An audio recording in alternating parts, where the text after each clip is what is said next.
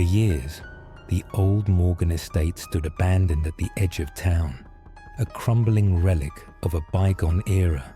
The townsfolk avoided it, whispering stories of disappearances, shadows moving behind its shattered windows, and the eerie hum that echoed through the halls on windless nights.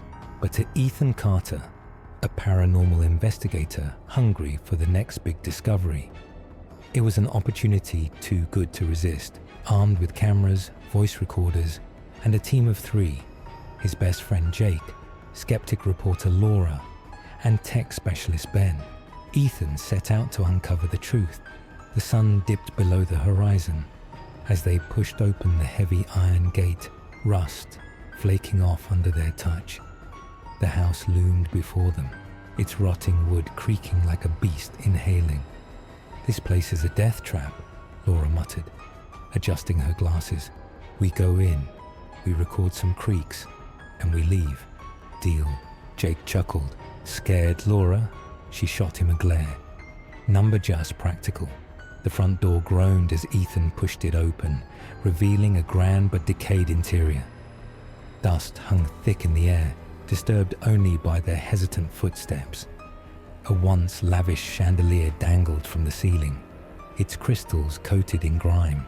The air smelled of damp wood and something faintly metallic. Ben set up his equipment, placing EMF meters on various surfaces. "Let's get some baseline readings before we start asking questions." They explored the house, documenting their findings. The deeper they went, the more unnerving the silence became, until it wasn't silent at all.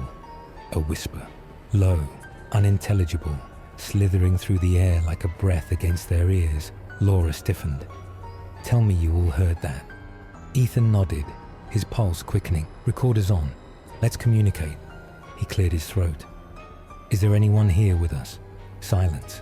Then a slow knock from somewhere deep within the house. 3 deliberate taps.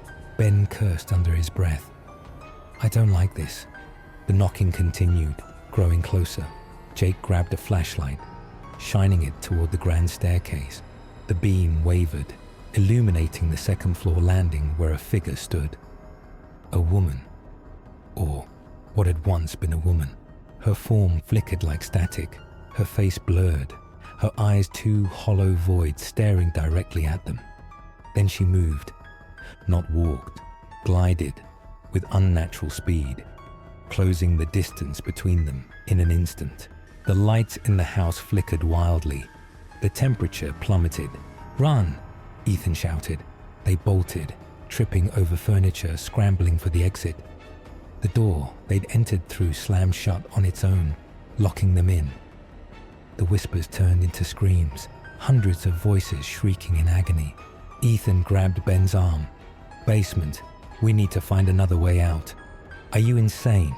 Laura shouted. But a loud bang from above forced their decision. Something heavy tumbled down the stairs, unseen but undeniably real. They sprinted toward the basement door, throwing it open. A staircase led into darkness. With no other option, they descended. The basement smelled of decay. Faint candlelight flickered from a distant corner. Against all logic, the space was filled with old furniture, mannequins draped in sheets, and a long wooden table covered in dust. Atop it sat an old yellowed book. Ethan hesitated before flipping it open.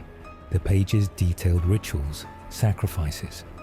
A name scrawled repeatedly in red ink, Morgan. The house wasn't haunted. It was possessed. A presence so old and powerful it had taken root within the very walls. The whisper returned, curling around them like fingers against their throats. "You should not have come."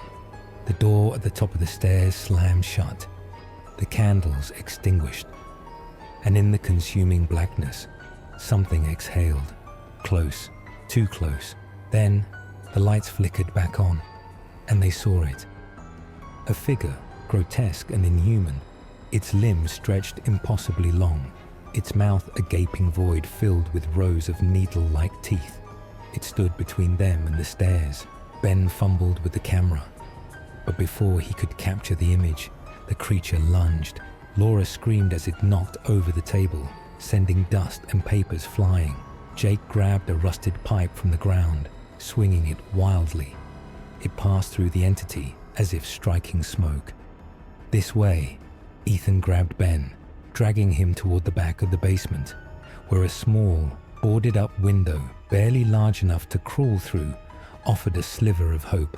With frantic hands, they pried at the boards, the whispers growing deafening. Cold fingers brushed against Ethan's neck. He turned, expecting to see the creature, but found nothing. Finally, the last board snapped. One by one, they squeezed through, scraping against the jagged wood, falling onto the damp grass outside. They didn't stop running until they reached the main road. The house stood silent behind them. Laura sobbed, hands shaking. Ben clutched his camera as if it were a lifeline. Jake doubled over, gasping for breath. Ethan looked back. The house was just as lifeless as before, its windows dark and empty. But as they turned to leave, the whisper came one last time. "You can't leave." "Not really."